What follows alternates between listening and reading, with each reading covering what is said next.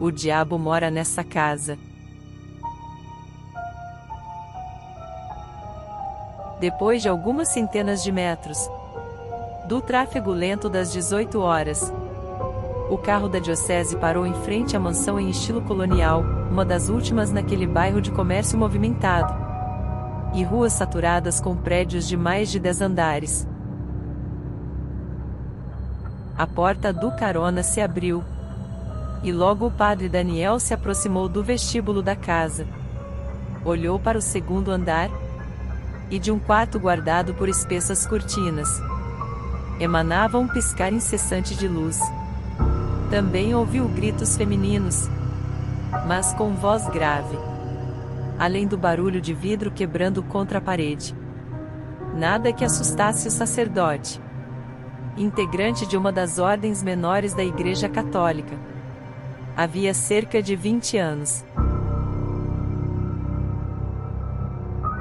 Já vira de tudo um pouco nesse ofício de exorcista, exceto aquele a quem supostamente combatia.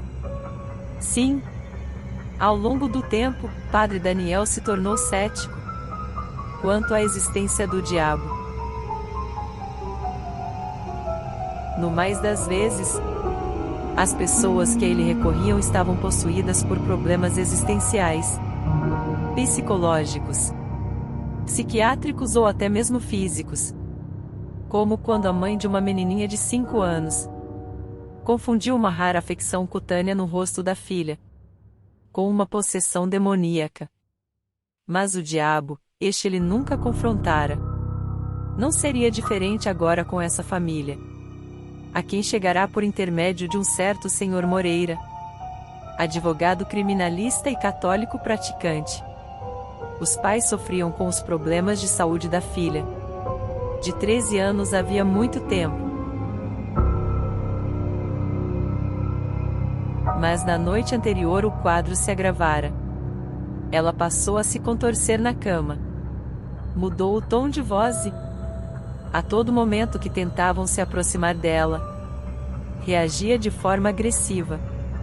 Antes mesmo que pudesse soar a campainha, o outro filho do casal, um adolescente de 17 anos, atordoado, com as mãos trêmulas e o olhar desvairado, veio ter com o padre à entrada. Ainda bem que o senhor chegou. Minha irmã tá possuída. Nos ajude. Por favor. Foi um alívio quando o padre chegou. Eu estava no segundo andar, encostado à janela do quarto da minha irmã, quando levantei um pedaço da cortina e vi o carro se aproximando. Tomei coragem, atravessei o fogo dos infernos e desci correndo as escadas. Ele devia ter quase uns 50 anos. Um jeito de cara conservador. Sério. Se fosse em outra situação, me daria medo. Mas eu já estava morrendo de pavor. Entre o padre e o diabo, a escolha fica fácil. Ninguém imagina que isso vai acontecer na própria família. Na verdade, há muito tempo que eu não considerava que tinha uma família. As coisas iam mal lá em casa. Meus pais estavam quase se separando. Minha irmã vivia tendo crises. Desde pequeno que eu não gostava do meu pai. Ele bebia e batia muito em mim. Na escola, sempre fui um dos piores alunos. E ele me cobrava muito. Queria que eu me destacasse. Não acho que era pro meu bem. Não. Mas só para satisfazer o ego dele. Para aparecer pros amigos do hospital. A cada reprovação. E foram umas 3.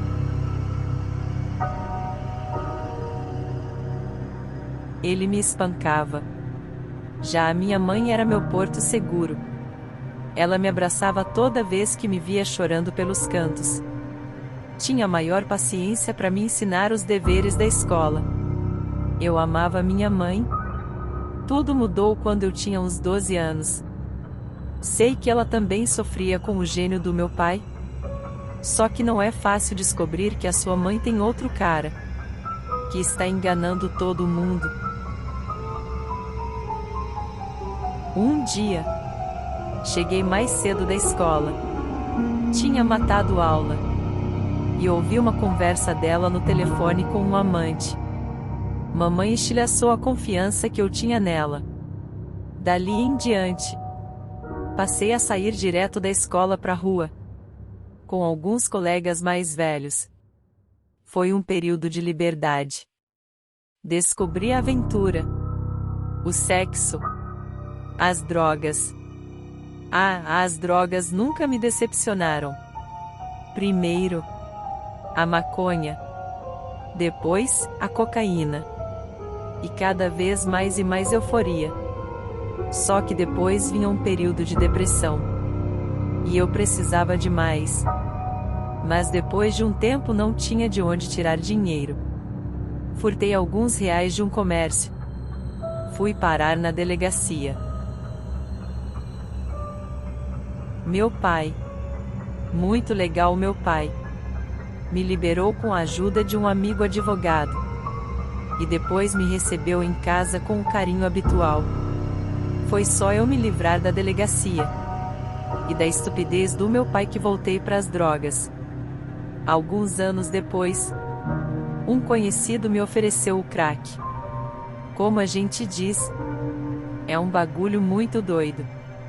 Na primeira vez, já me viciei. E não parei mais. Quando eu estava na piração, até cachorro virava jacaré pra mim. Isso mexe com a cabeça. Passei a não voltar pra casa. Dormia debaixo de viadutos, em cracolândias, nas quebradas da vida. No início, minha mãe até ia atrás de mim. Depois, teve que se voltar para os próprios problemas de saúde. Meu pai desistiu logo. Percebeu que minhas crises atrapalhariam demais o trabalho dele. Pequenos roubos e furtos alimentavam o meu vício. No café da manhã, no almoço e no jantar, o cardápio era um só: droga. Naquele dia, fumei 5 pedras de crack a manhã toda. Cheguei em casa por volta de umas 4 da tarde. Estava muito louco. Fui até a cozinha e peguei uma faca grande bem afiada. Queria matar meu pai. Claro que era o efeito da droga. Eu não ia ter coragem para fazer isso de cara limpa. Subi as escadas e fui até o quarto dele. Ninguém. O quarto da minha mãe? Vazio. De repente, ouvi uma voz grossa vindo do quarto da minha irmã. Pensei que fosse um ladrão e corri para lá de faca em punho. Empurrei a porta. E o cenário era literalmente uma visão do inferno. Ao mesmo tempo que se contorcia sob os lençóis, como se alguém tentasse dominá-la. Minha irmã rosnava palavrões para os meus pais, que estavam ao lado da cama. Eles nem notaram minha aproximação. Cheguei até a janela para tentar abrir as cortinas. Mas, nesse instante, minha irmã se voltou para mim. "Vou te matar!" Ela gritou, com os olhos fumegantes. E os lençóis começaram a levitar, e depois o corpo dela também, como se viesse ao meu encontro. Num impulso, atirei a faca contra ela, sem direção. Deve ter caído atrás do guarda-roupa. Meus pais me abraçaram. E senti a minha visão embaçar e começar a girar. E então desmaiei. Devo ter apagado por umas 2 horas. Só acordei com o barulho de carro estacionando à entrada da nossa casa. Prostração. Diante daquela cena, não saberia definir meu sentimento de outra maneira. De um lado, minha filha no estado indescritível, algo sobrenatural.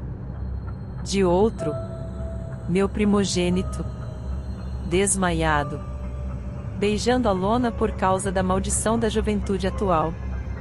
Se eu pudesse, sumiria naquele instante mesmo, como uma névoa que vai se diluindo através da manhã. Não sei quando comecei a sumir da minha própria existência. Talvez quando me casei, aos 25 anos, ainda com muita fome de vida. O amor nos faz abrir mão de muitas coisas.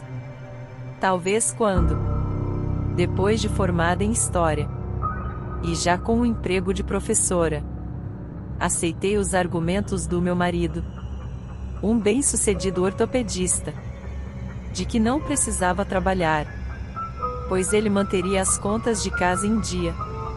Ou ainda quando engravidei com menos de um ano de casamento, e passei a me dedicar integralmente ao meu filho e ao lar. Acredito mesmo que possa ter sido ao fazer vista grossa para os indícios de traição vermelhos, lilás e laranja que meu querido trazia nas golas da camisa, e até nas peças íntimas. Isso sempre depois de estafantes plantões no hospital. Veio a segunda gravidez, e a minha sentença de prisão estava definitivamente decretada.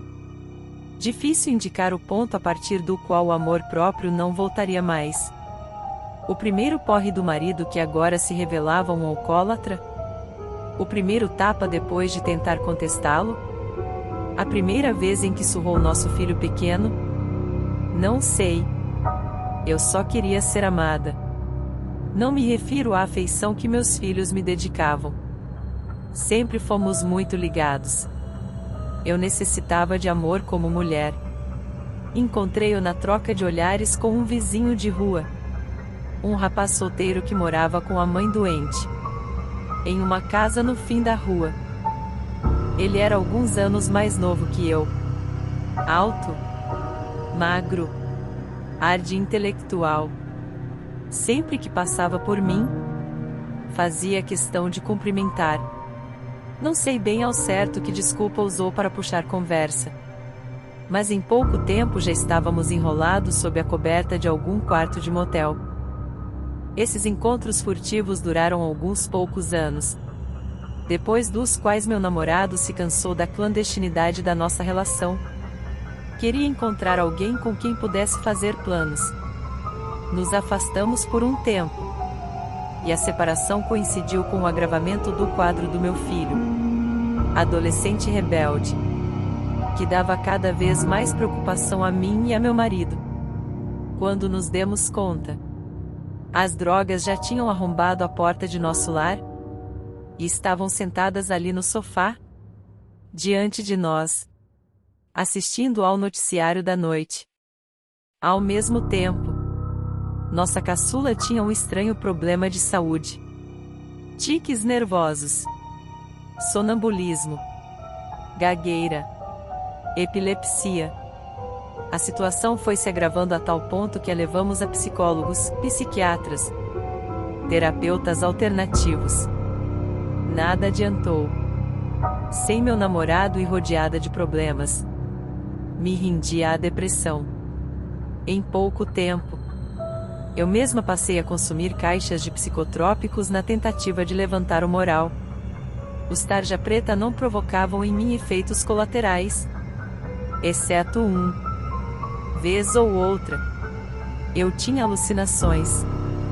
Em certa ocasião, cheguei a pensar ter visto meu pai, falecido anos antes, ao entrar rapidamente no quarto e dar de cara com ternos do meu marido pendurados no guarda-roupa aberto. Depois de algum tempo, meu amor voltou a me procurar, embora já tivesse outra mulher.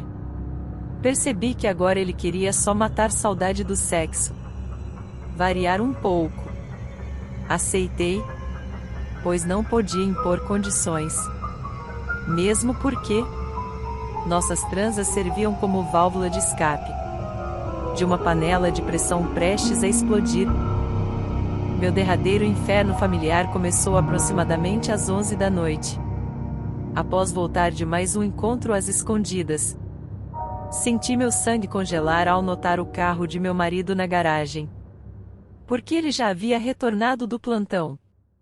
O normal seria ele chegar apenas pela manhã.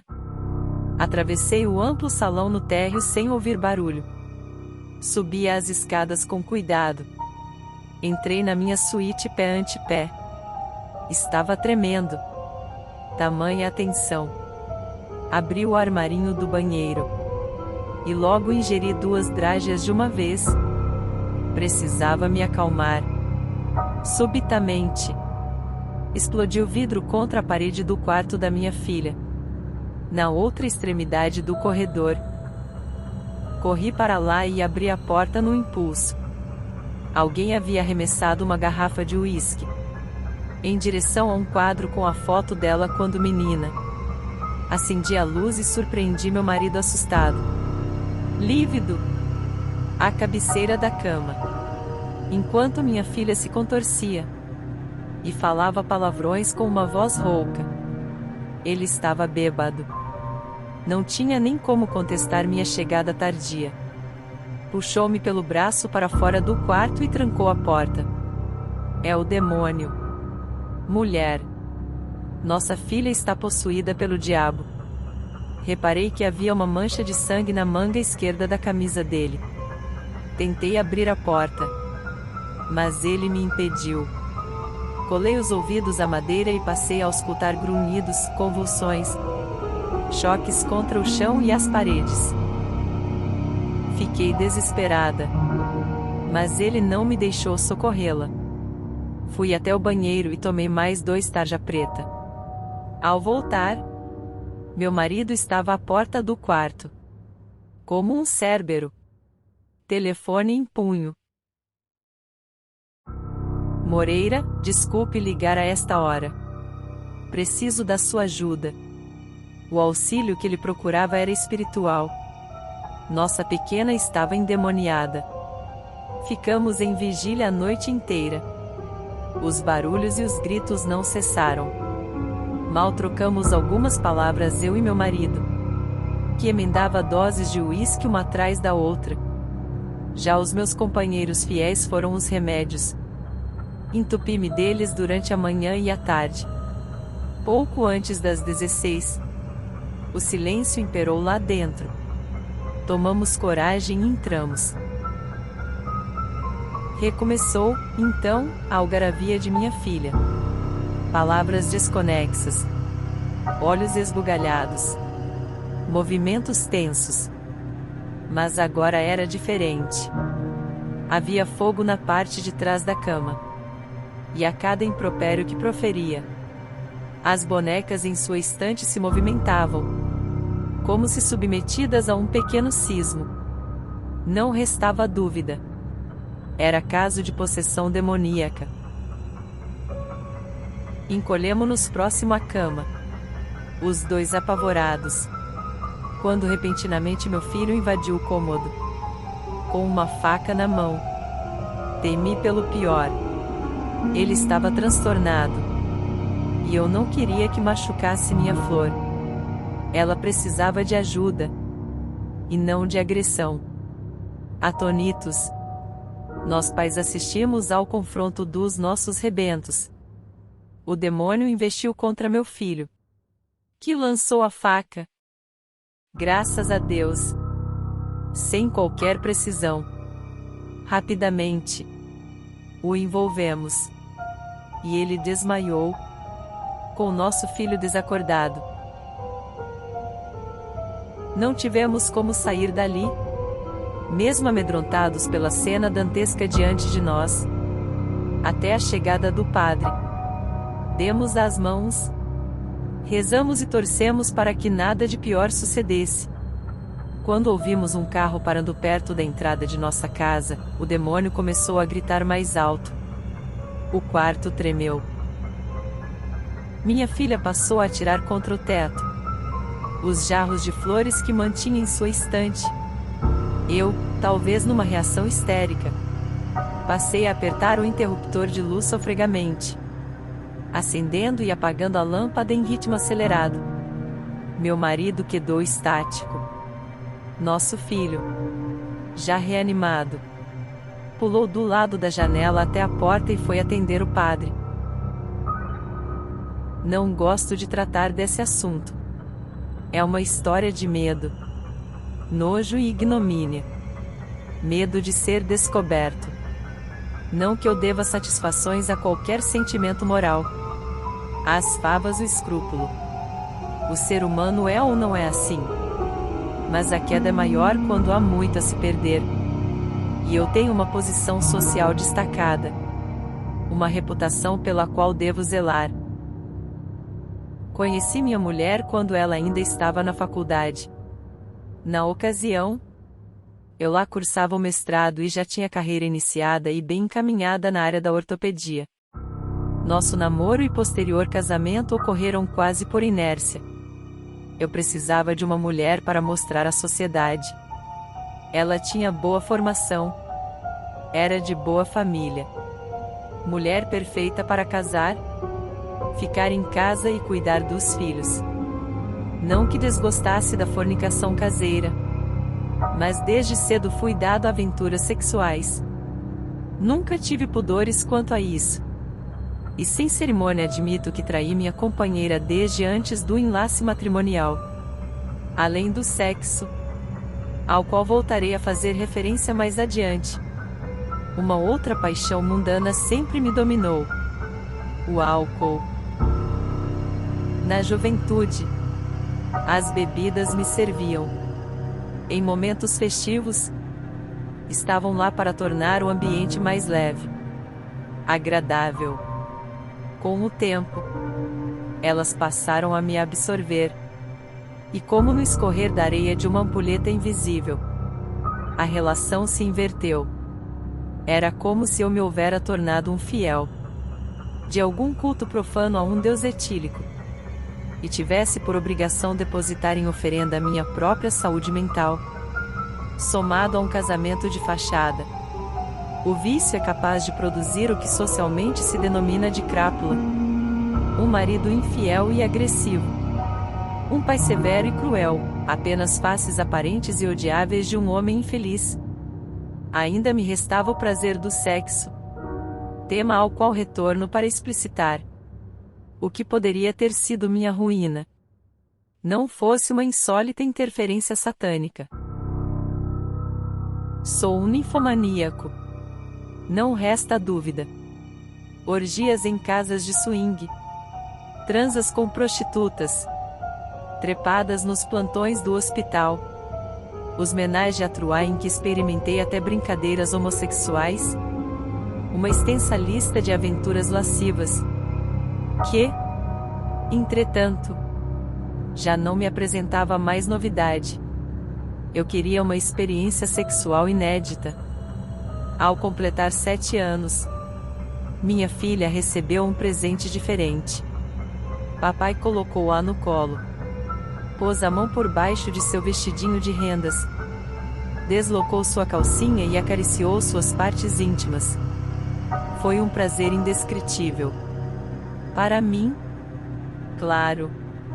Para ela, o nojo.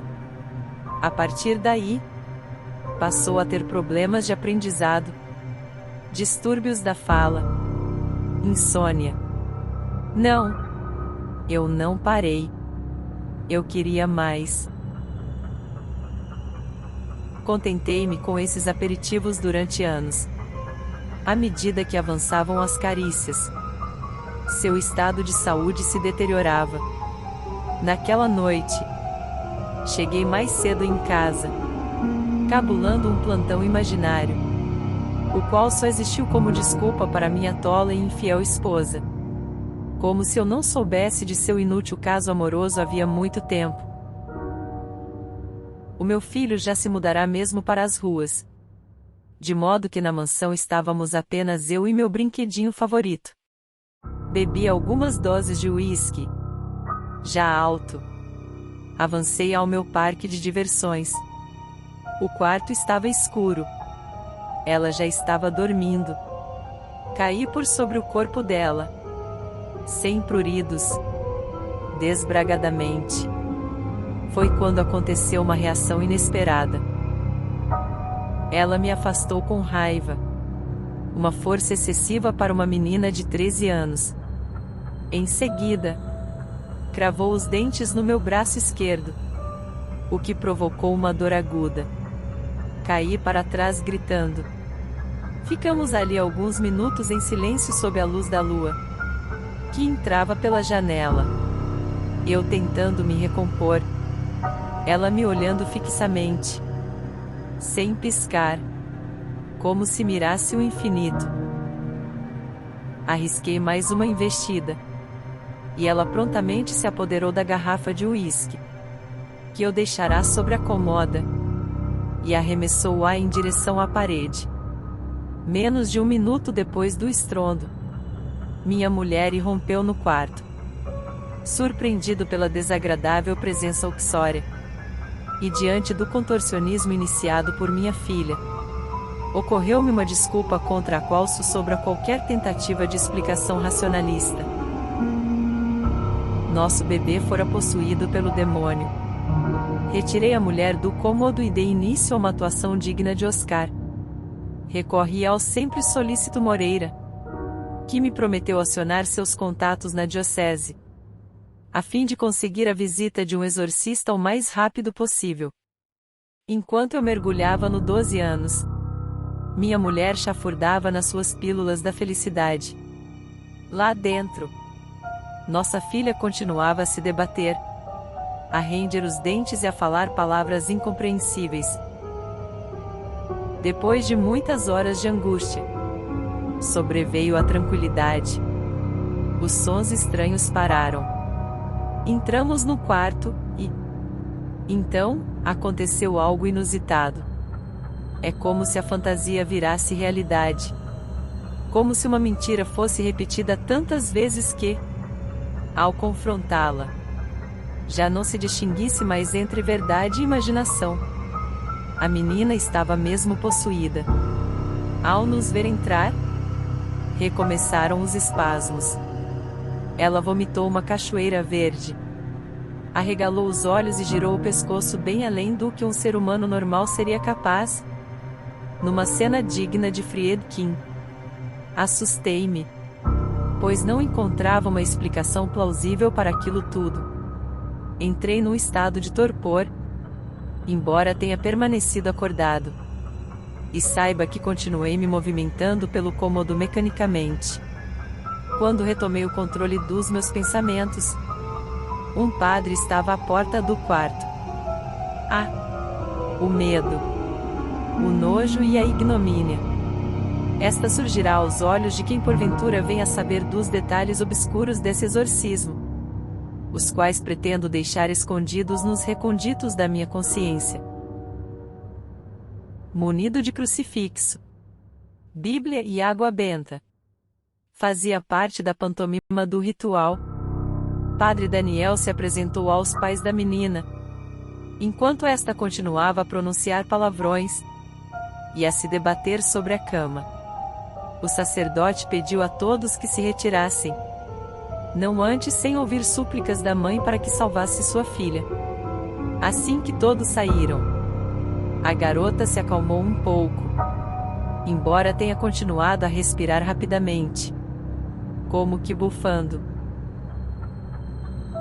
O padre encostou a mão direita sobre a testa da jovem, e ela se mostrou irritadiça.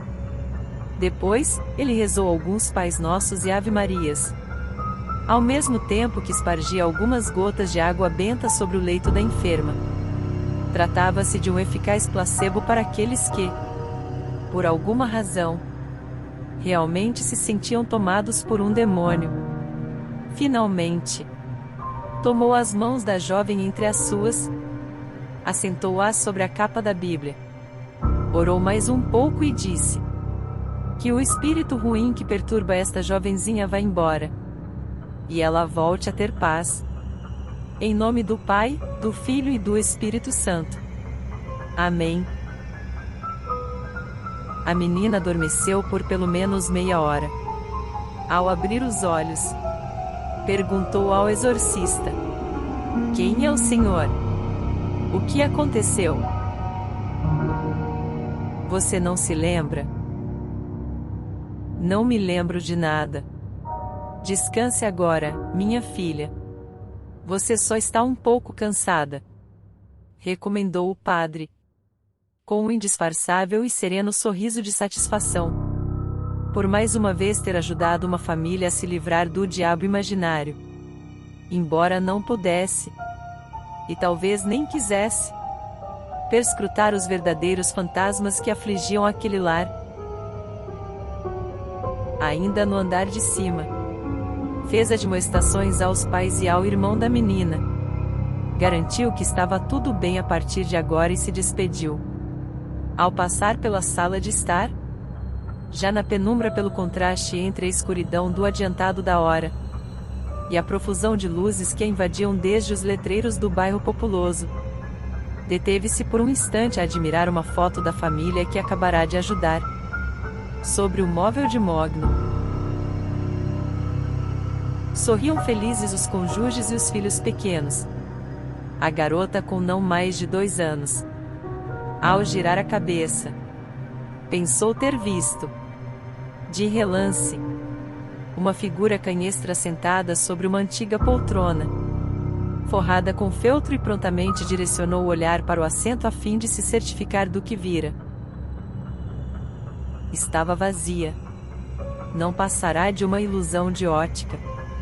Com uma gota de suor frio escorrendo pela fronte, o padre logo se retirou da mansão, cada vez mais convencido de que o diabo só existe na imaginação de mentes enfraquecidas por problemas cotidianos.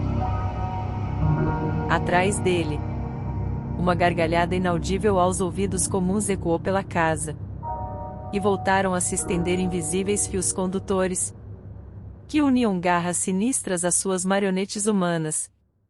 Talvez o demônio não estivesse dentro daqueles a quem o padre ajuda. Muito mais acertado seria ter procurado em volta